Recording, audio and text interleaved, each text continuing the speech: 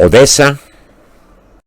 Este es un puerto sobre el Mar Negro con más de 1 millón de habitantes. Por su situación y población constituye la quinta mayor ciudad de Ucrania, la ciudad comercial más importante del país y la mayor ciudad de las costas del Mar Negro. La escalera Potemkin fue construida en 1837. Es el mejor lugar para contemplar los activos puertos y la bahía. Mirando desde arriba, los escalones llegan a ser invisibles. Solo los descansos pueden ser divisados. Actualmente en el puerto, como vemos, está un barco rompehielos y de observación meteorológica.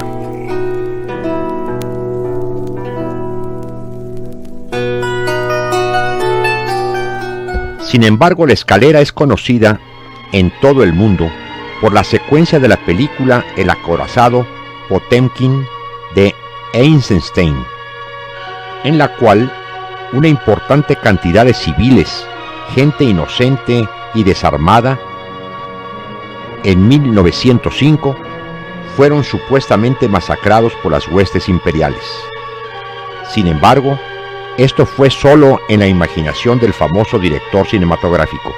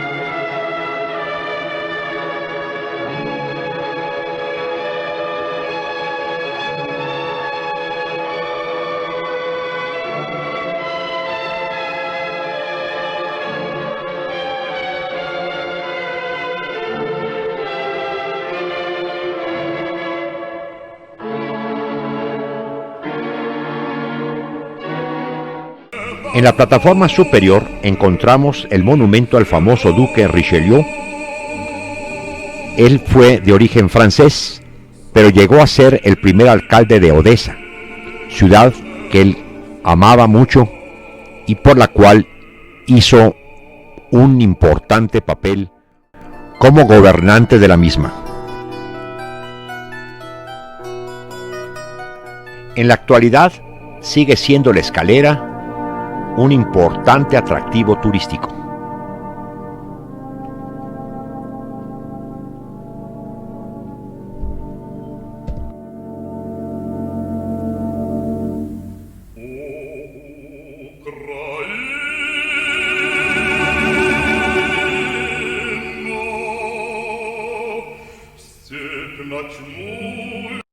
Otro de los iconos de la ciudad es el Teatro de Ópera y Ballet de Odesa.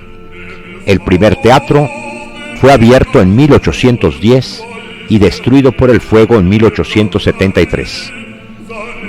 El edificio moderno fue construido al estilo neobarroco y abierto en 1887.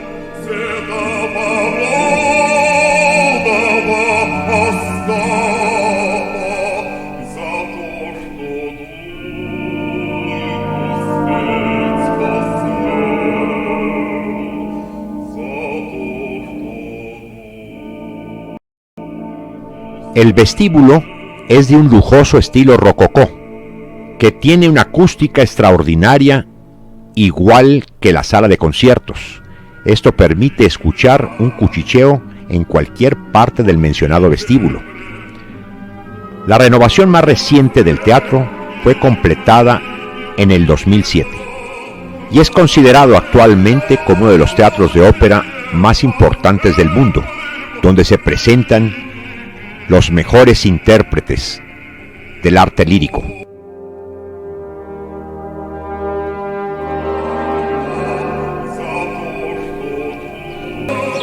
El Museo Arqueológico fue fundado en 1825 y dispone una impar colección acerca de la historia de la cuenca del Mar Negro.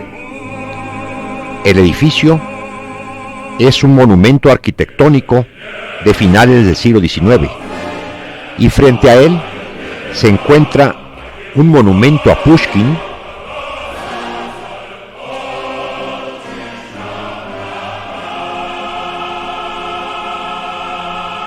y también una copia de la famosa escultura Laoconte, el Dolor, grupo escultórico perteneciente a la escuela de Pérgamo.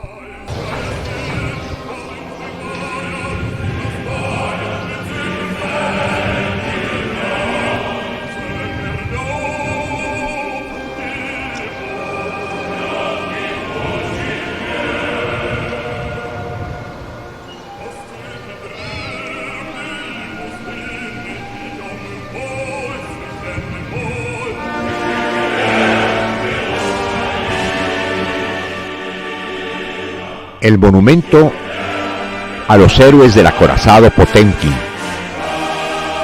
defensores de la ciudad.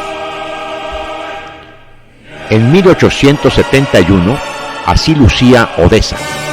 Estamos admirando las cúpulas singulares de la Iglesia Ortodoxa rusa, la única que en tiempo de los soviets estaba en servicio en esta ciudad.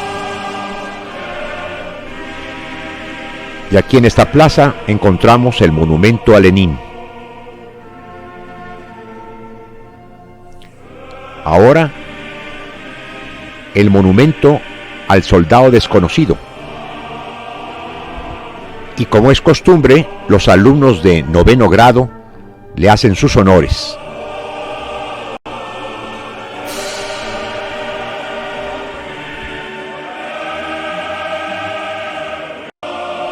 La estación de ferrocarriles de la ciudad, la iglesia del monasterio de San Pantaleón, que nos hace recordar, por supuesto, las catedrales del Kremlin de Moscú.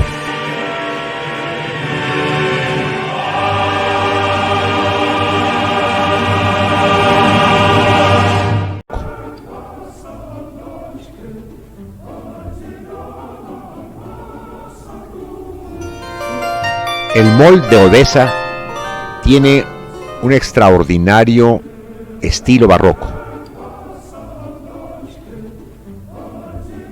Estos monumentos son muy importantes para Odesa, el de Catalina II y este gran héroe que es Bohdan Khmelnytsky, que hicieron mucho por Odesa.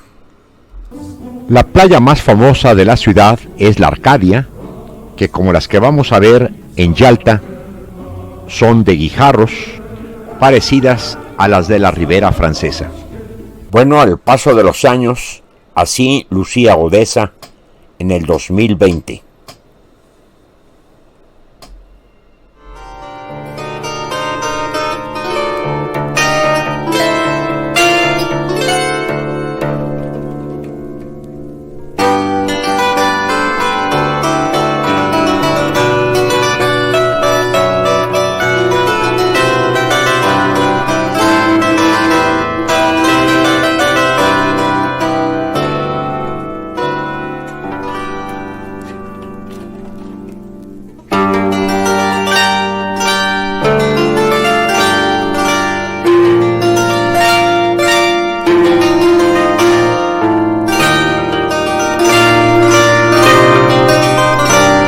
Ahora es tiempo que caminemos por la Odesa de 2020 para ver qué diferencias encontramos con la Odesa de la URSS.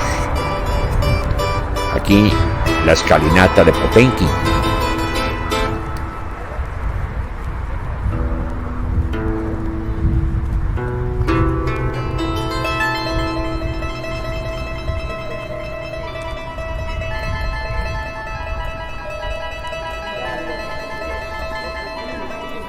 El monumento a Richelieu.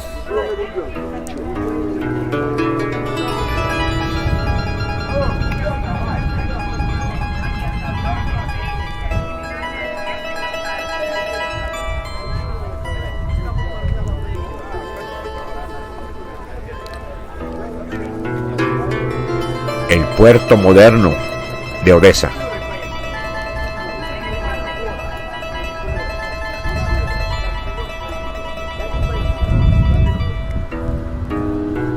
Por supuesto, me olvidaba decirles que este es un día festivo en esta ciudad de Odessa.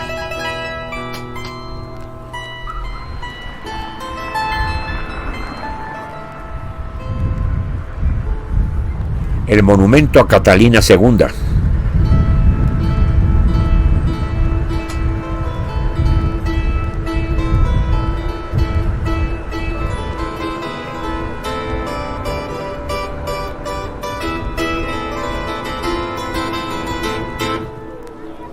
El Teatro de la Ópera.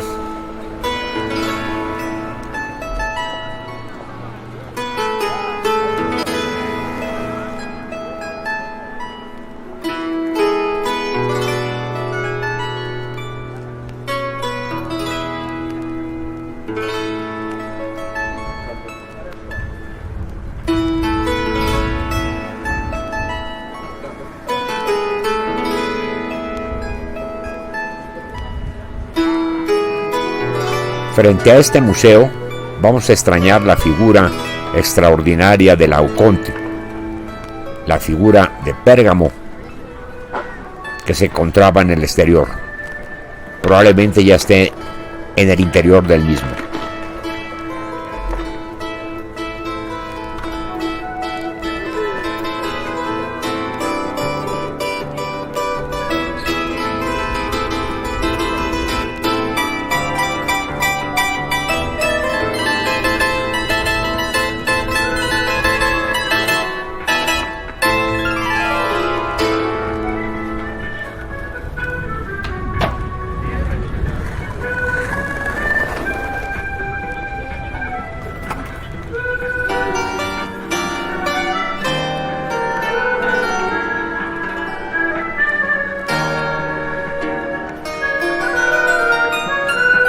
Yo los invito a apreciar la limpieza de la ciudad,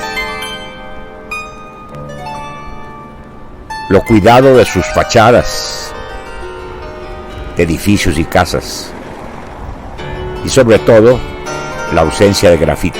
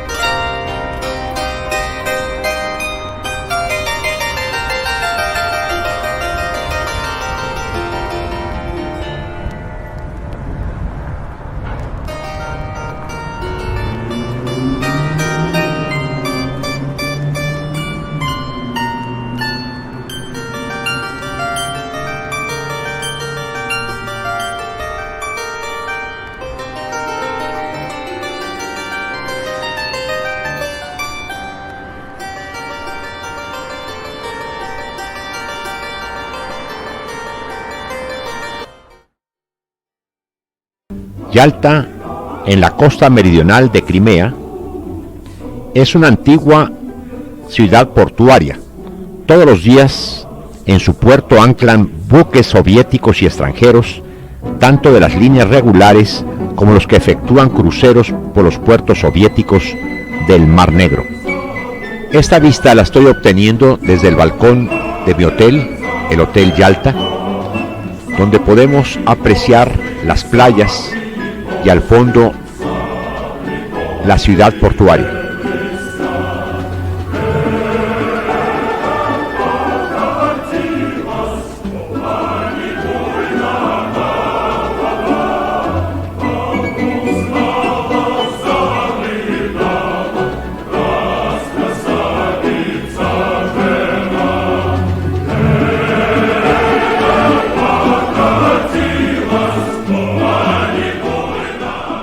El hotel era el más moderno de la ciudad. Como vemos, es muy relativa la belleza y la comodidad de estas playas, en las cuales prácticamente no existe la arena. Inclusive, como vamos a verlo, hay plataformas de concreto en lugar de la preciada arena que tenemos en nuestras playas aquí en México.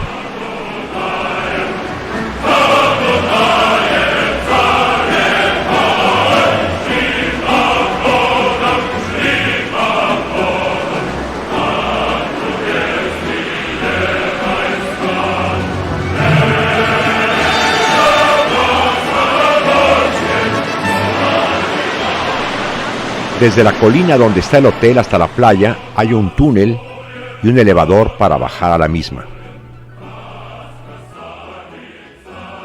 El malecón es la parte más animada de la ciudad. Consta de 2 plantas. La inferior está a nivel del mar. Y durante la marea alta sirve de rompeolas.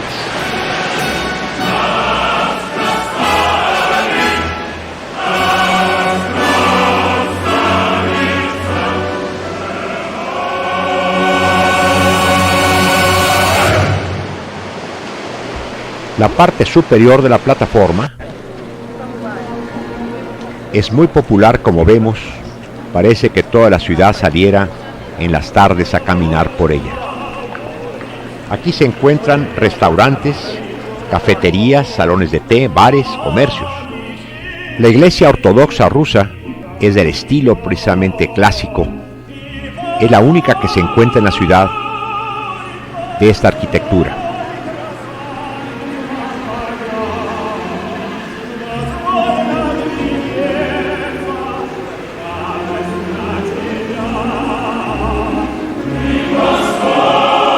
Después de hacer un recorrido de 17 kilómetros desde Yalta en un pequeño barco, llegamos al palacio llamado popularmente Nido de Golondrinas.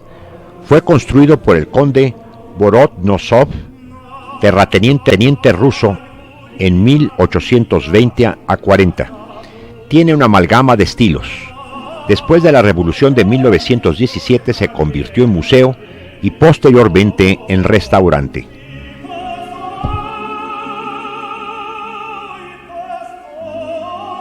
El Palacio Vorontsovsky está a unos 30 kilómetros de distancia de Yalta. Fue la casa del príncipe Mijaíl Vorontsov, el mariscal de campo ruso conocido por sus hazañas durante las guerras napoleónicas. El palacio es una mezcla de diseño de la Edad Media y el moro.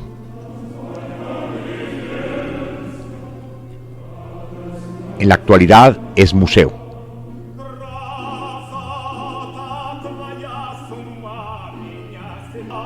Está rodeado por un jardín que se llama Alupka.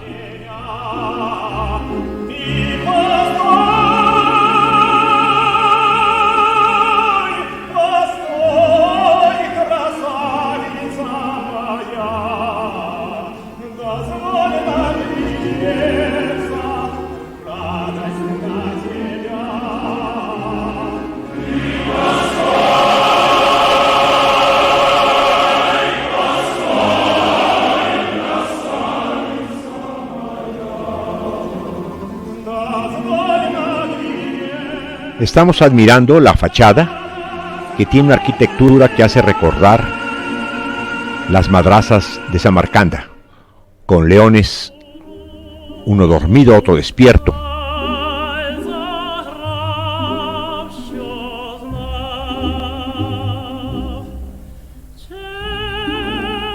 En el interior vemos el retrato del constructor y de su familia.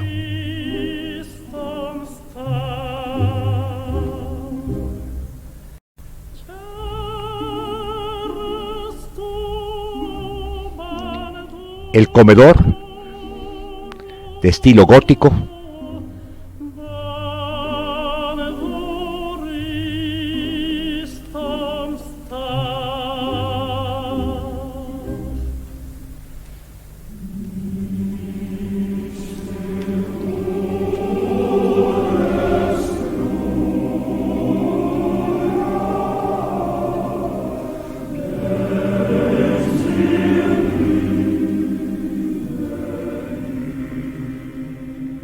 los jardines exteriores ya mencionados.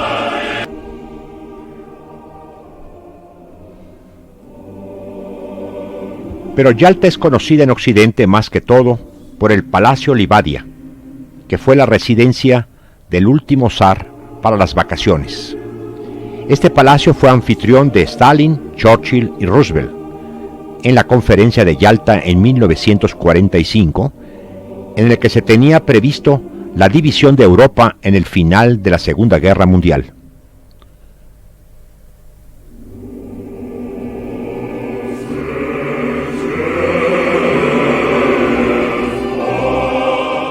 En la actualidad, en su interior podemos apreciar las salas en donde tuvieron lugar las juntas y reuniones de la conferencia de Crimea.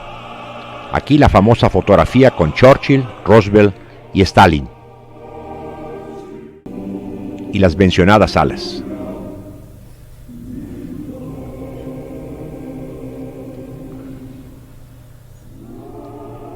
El Jardín Botánico Nikitsky, cuyo busto o monumento estamos viendo, es un centro de investigación, centro productor de vástagos y jardín botánico, con 250 hectáreas de extensión, con más de 7,000 especies de plantas de todo el mundo.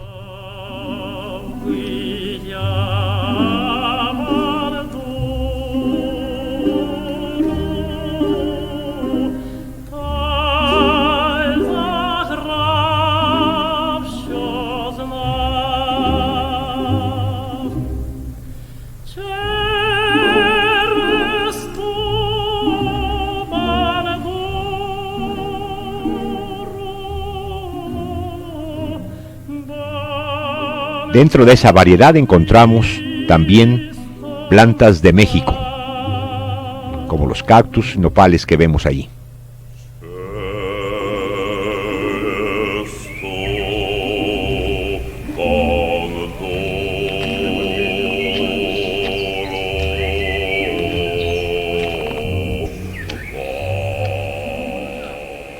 De regreso a nuestro hotel tuvimos oportunidad de asistir a una función de bailes folclóricos de Ucrania.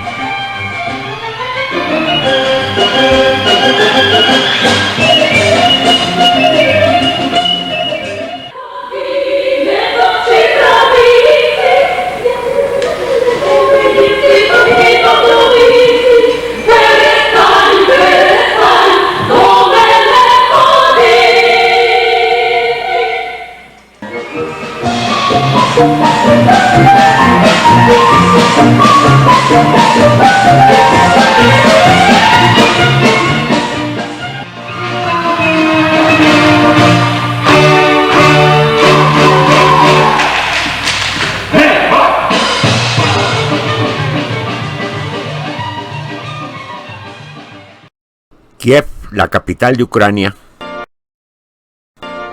que fue elegida como madre de las ciudades rusas por parte de Oleg de Novgorod. Mapa de la ciudad de Kiev.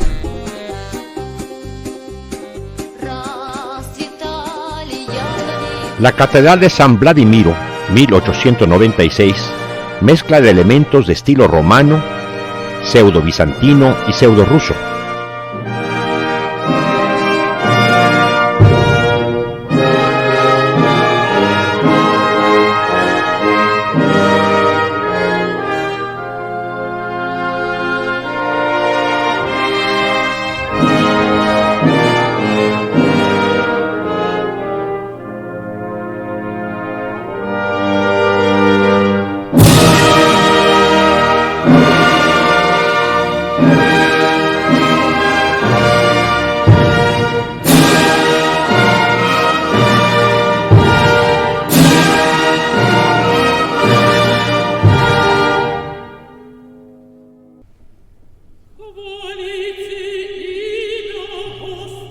Su interior está profusamente decorado con detalles de bronce, mármol y esmalte. Tienen gran valor artístico las pinturas ejecutadas por grandes maestros rusos y ucranianos. Esta catedral fue erigida para conmemorar el 9º centenario de la evangelización de Rusia.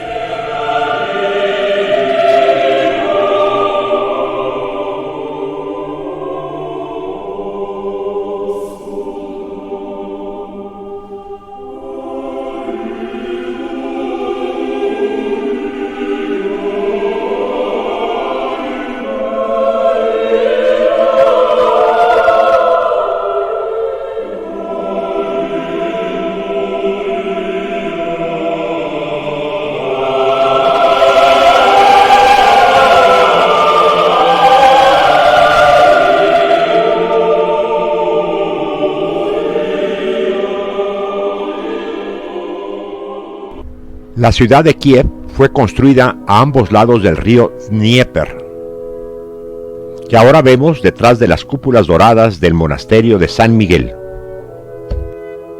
Cúpulas que también aparecían en las monedas y billetes de la desaparecida URSS.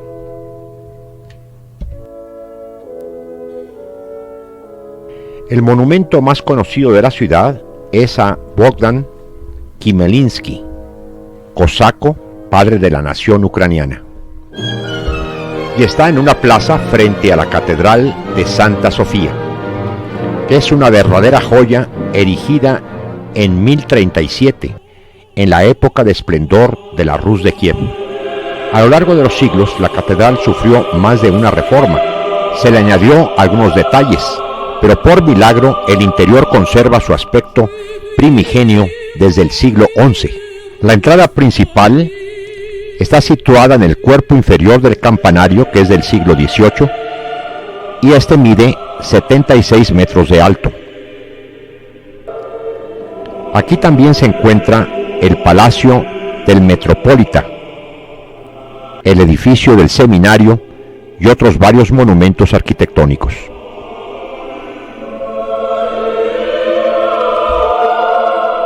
Pero en tiempos de la URSS era un museo solamente. Algunos elementos en estuco nos hacen recordar la época zarista, como el escudo. En el interior vamos a apreciar cerca de 3.000 metros cuadrados de frescos. El interior se encuentra como del siglo XI, con excepción del iconostasio. El iconostasio dorado, en 1754, sustituyó al antiguo.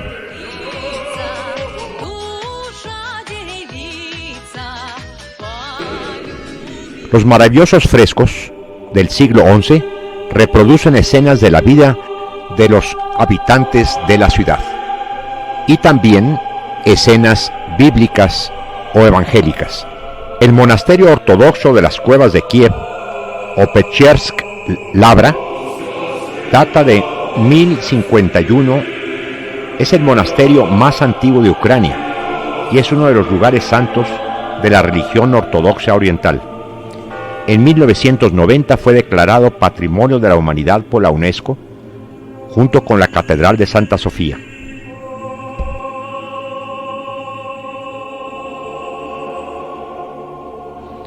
En la época soviética, fue el Museo Estatal de Arte Decorativo Popular Ucraniano.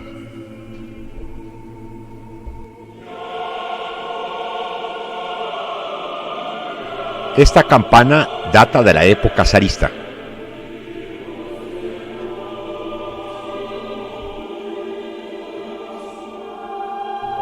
El conjunto del monasterio cuenta con 28 hectáreas y unas 100 edificaciones, 40 de los cuales son monumentos históricos y arquitectónicos. El templo más antiguo es la Catedral de la Asunción, 1073 a 1089.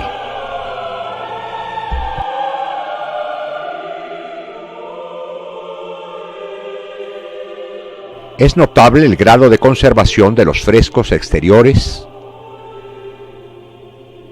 Algunos de ellos, como ya lo habíamos dicho, representan escenas de los habitantes de la ciudad.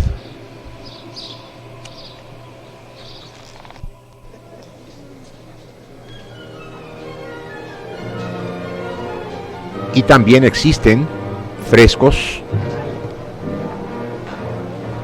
con figuras de santos, la Virgen María y Cristo. Otros interesantes monumentos en este monasterio es el refectorio, fechado a fines del siglo XIII, la iglesia de la Santa Trinidad sobre la puerta, la antigua imprenta conventual del siglo XVIII, el campanario que ya vimos y las celdas. Ese es el interior precisamente de esta iglesia. Es maravilloso.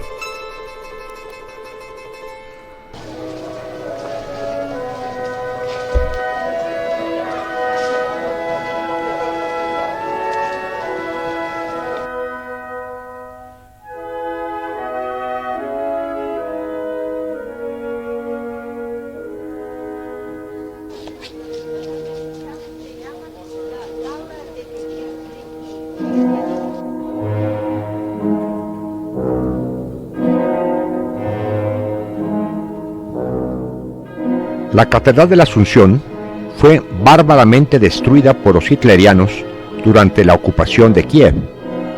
Sus majestuosas ruinas se encuentran en el centro del monasterio.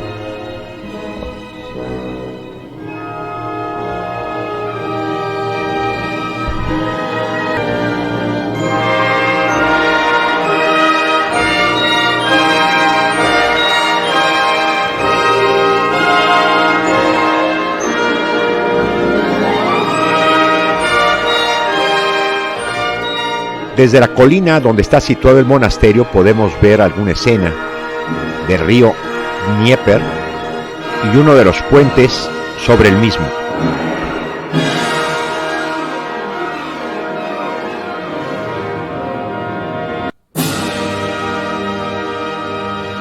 Sobre la colina, el monumento a la patria.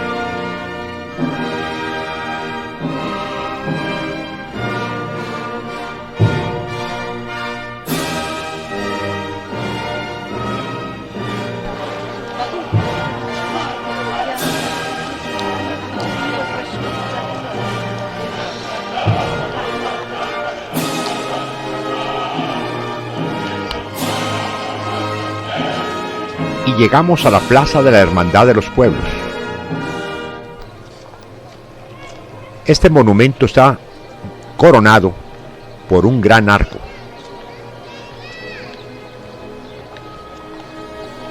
que me hace recordar la Gran Puerta de Kiev.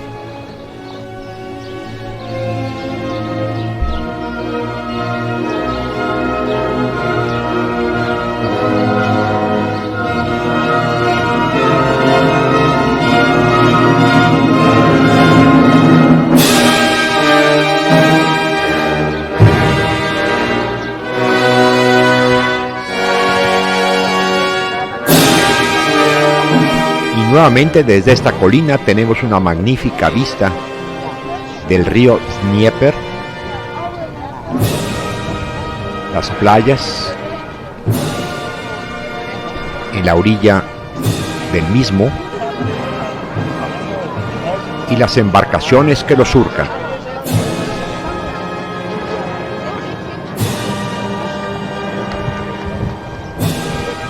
Otro puente sobre el río. En este momento es peatonal, como vemos.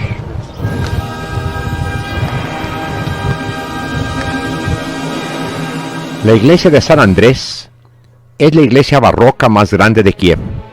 Fue construida en 1747 al 54, bajo el diseño del arquitecto imperial Bartolomeo Rastrelli. Es un pintoresco palacio barroco en las escarpadas orillas del río Dnieper.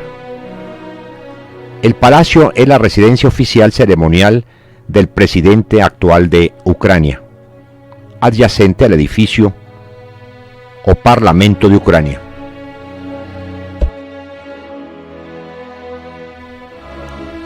Ahora estamos admirando su magnífico iconostasio.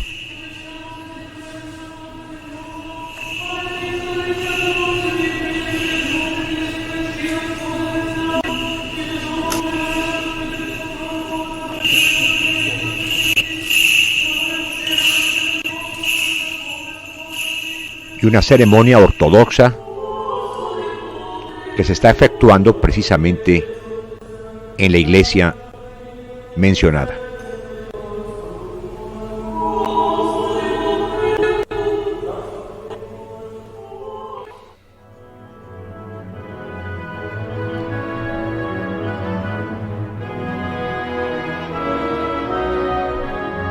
Estamos frente al monumento al soldado desconocido,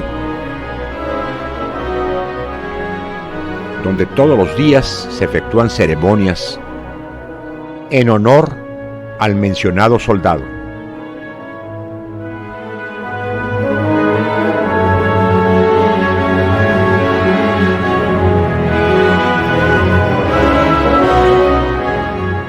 El pintoresco Palacio Mariinsky es de estilo barroco. Es la residencia oficial ceremonial del presidente de Ucrania, adyacente al edificio del Parlamento, que ya habíamos mencionado, junto a la iglesia de San Andrés.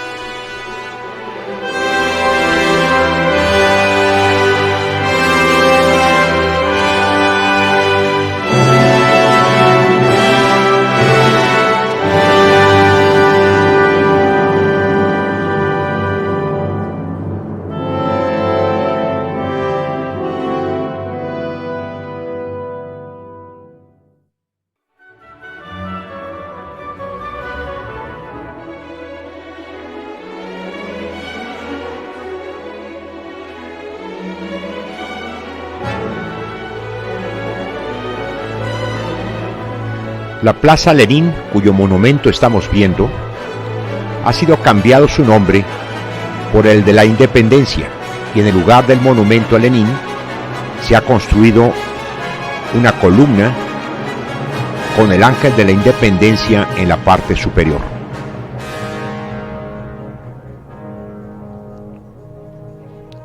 Y vamos a ver la transformación que ha tenido en la actualidad esta plaza.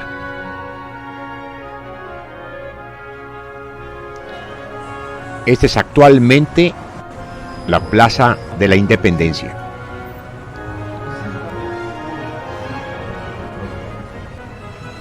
Con la columna ya mencionada.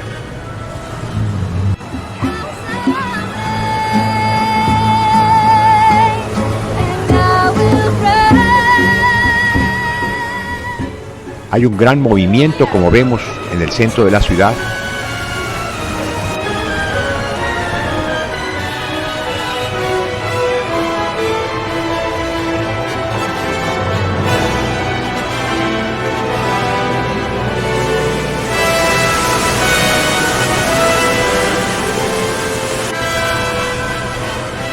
Aquí se encuentran grandes almacenes comerciales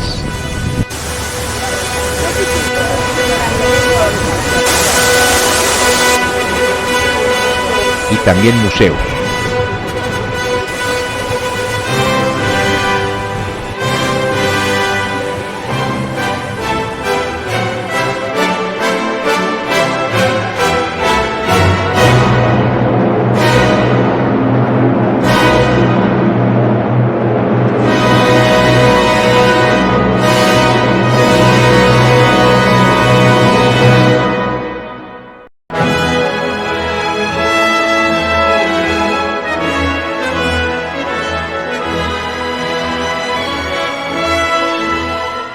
Por la noche, la calle Podol es una de las más pintorescas. La Casa con Quimeras o Casa Khodorkovsky es un edificio de apartamentos de estilo Art Nouveau, construido entre 1901 y 2 por el notable arquitecto Vladislav Khodorkovsky. Es el llamado Gaudí de Kiev. La Puerta de Oro es una histórica entrada a las antiguas murallas de la ciudad. Y con un breve recorrido por la principal avenida y por la plaza donde se encuentra el monumento a los fundadores de Kiev, nos despediremos de la ciudad y también caminaremos brevemente por las calles de Kiev en el año 2020 para notar las diferencias que hay entre esta y la Kiev de la URSS.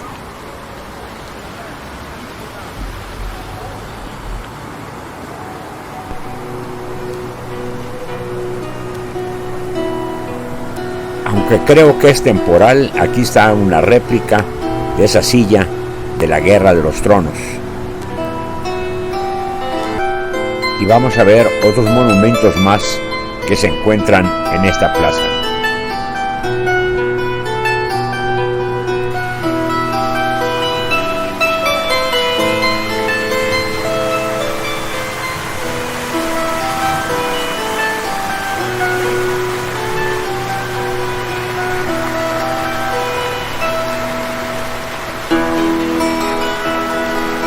Edificio del Consejo de Sindicatos Ucranianos.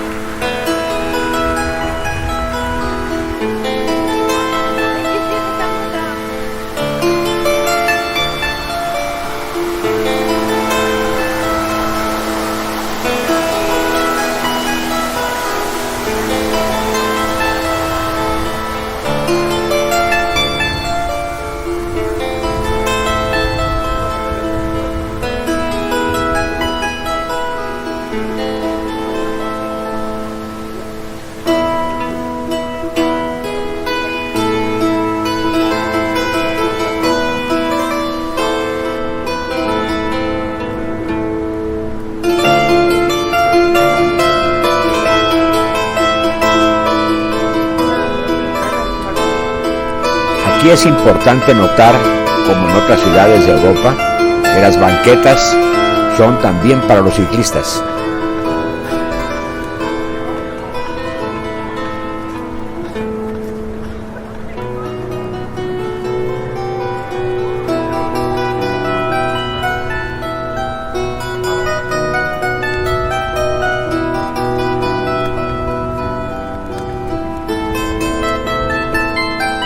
La Catedral de San Vladimir continúa prácticamente igual que en tiempos de la URSS.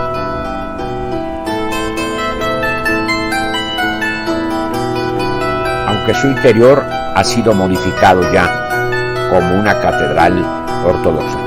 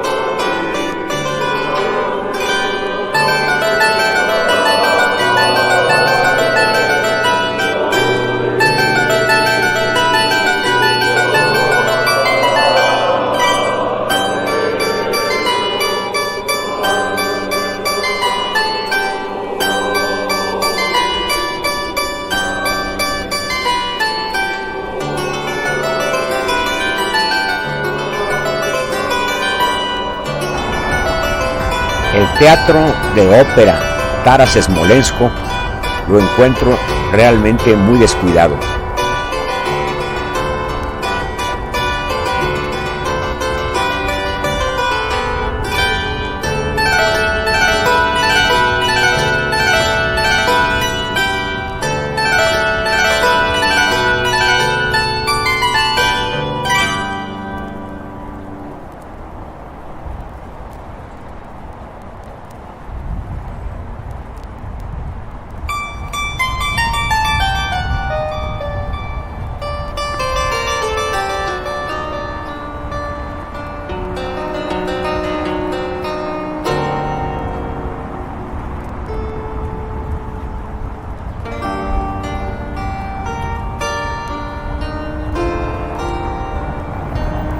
Puerta de Oro es un monumento arquitectónico fechado hacia el siglo XI. Servía tanto de principal entrada de gala a la parte central de Kremlin, fortaleza capitalina, como de potente barrera defensiva. Está rodeada de jardines.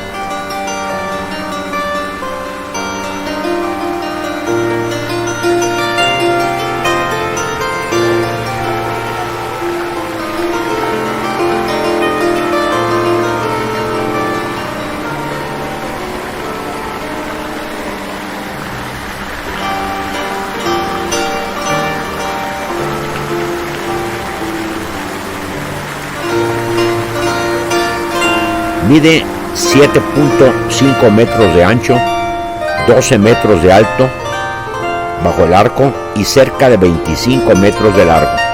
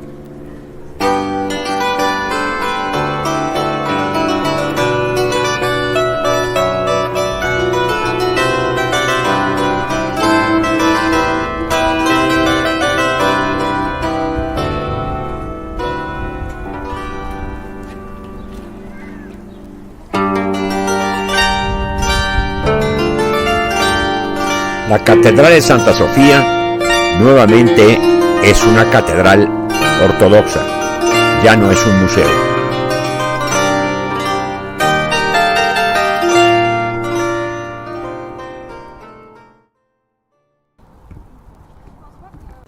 Aquí tienen una panorámica de Kiev en el año 2020. Si sigue la guerra, ¿qué va a quedar de esto?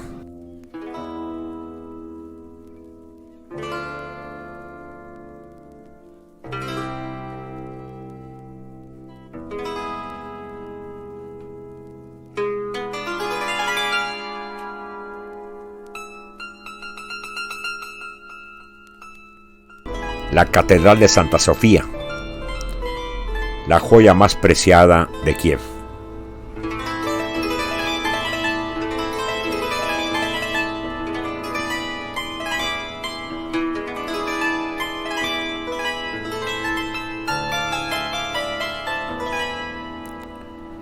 El interior de la misma,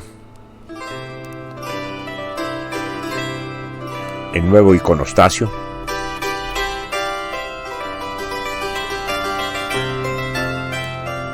y aquí estamos viendo otros aspectos de los murales que hay. Decíamos que había más de 3.000 metros de murales pintados con los santos de la Iglesia Ortodoxa. Gozan de popularidad los frescos que reproducen antiguas competiciones deportivas, las actuaciones de juglares y otros.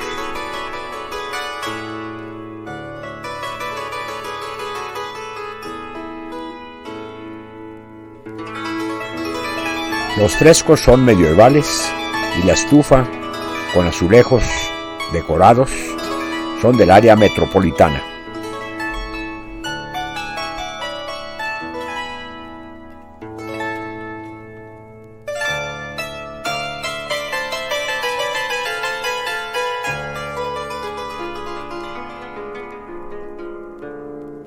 El conjunto de monasterios llamados de las cuevas. Podemos empezar con la Catedral de la Santa Trinidad, que tiene un interior de una belleza extraordinaria. Aquí el iconostasio.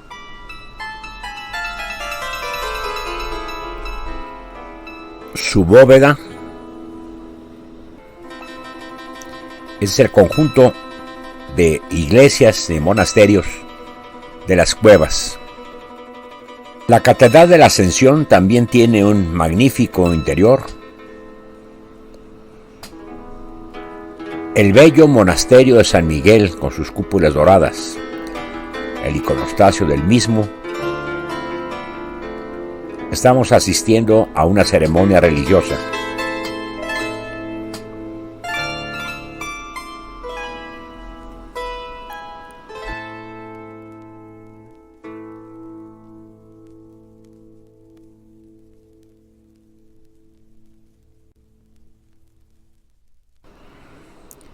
el iconostasio de esta iglesia.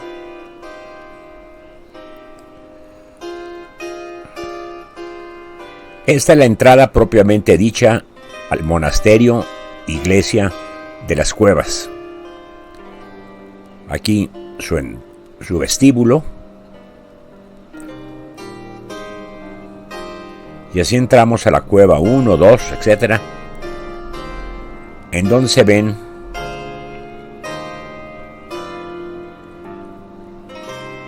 los cuerpos embalsamados y finamente vestidos con sus túnicas de los principales monjes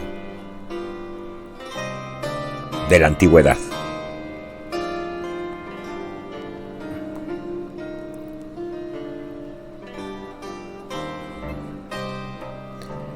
Vamos ahora a las calles simplemente de Kiev, algunas con Art Nouveau, como vimos ahí. Esta es la principal avenida de la ciudad, con sus edificios antiguos, muchos de ellos, pero también tiene otros modernos.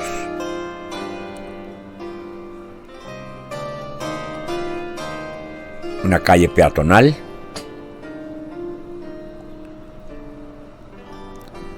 los atlantes en la fachada de una casa antigua,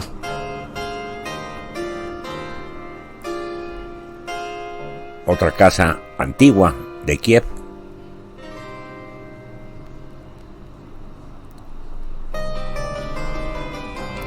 la estación de ferrocarril,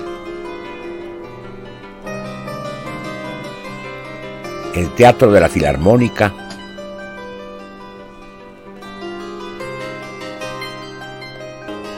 un remate de la esquina de otro edificio.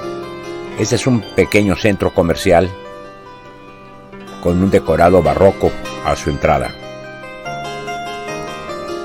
El arco de la amistad entre Rusia y Ucrania agrietó en el 2014 y en el 16 fue demolido, después de la pérdida de Crimea.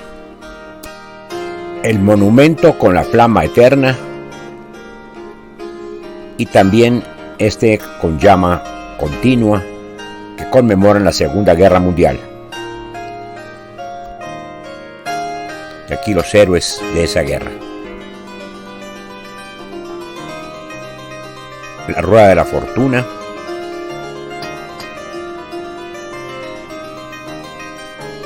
Y la Plaza de la Independencia de noche.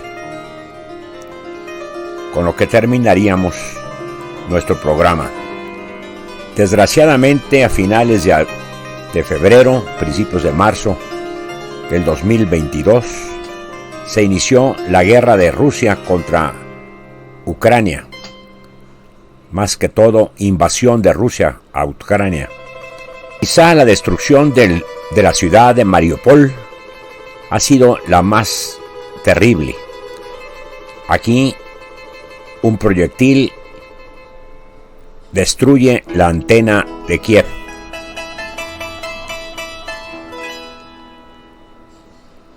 Así aparecen las calles y avenidas de Kiev preparándose para la guerra y la destrucción de un edificio de esta ciudad. Esta es la deserción corporativa en Rusia, que ha sido tremenda.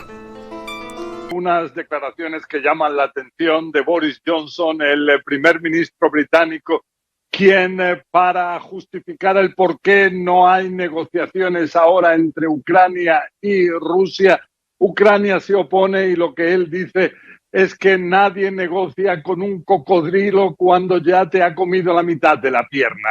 Entonces es realmente gráfico lo que dice, pero en cualquier caso vemos que continúan intensos los bombardeos de Rusia con distintos medios en la zona del Donbass. Ahora los principales bombardeos están en la localidad, en la ciudad de Severodonetsk, en la cual, dicen las autoridades ucranianas, ya más del 90% de las construcciones de esta ciudad habrían sido total o parcialmente destruidas.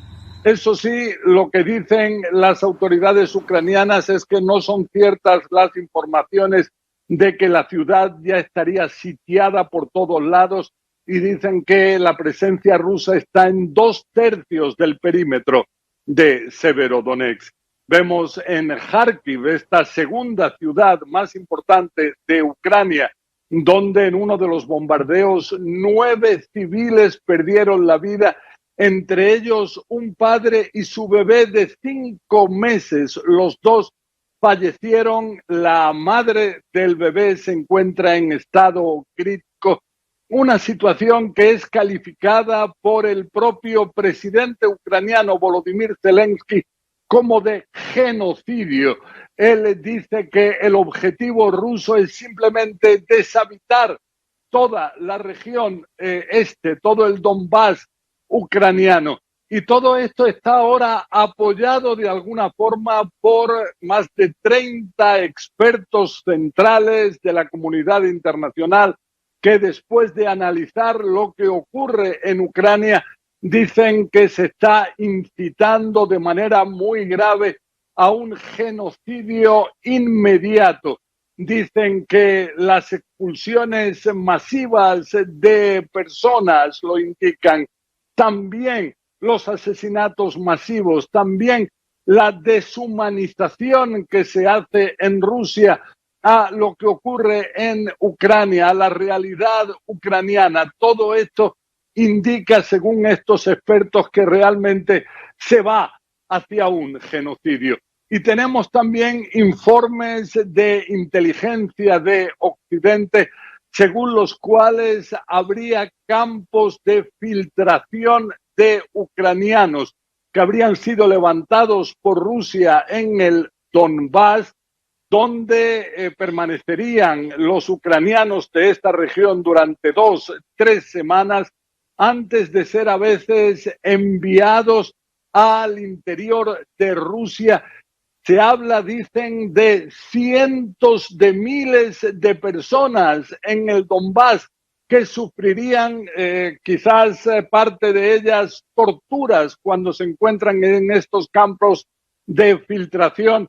A veces son deportados a Rusia con ciertas ayudas, pero a veces ningún tipo de ayuda. Inclusive dicen los ucranianos que estas personas pueden ser deportadas hasta lugares en la lejana Siberia, hasta 16.000 kilómetros de las fronteras ucranianas. Nacho. Y con estos datos quiero despedir este programa. Y ojalá que pronto termine esta desastrosa guerra, en la que no solo miles de pérdidas humanas, sino también monumentos que son patrimonio para la humanidad han sido destruidos. Muchas gracias por su atención.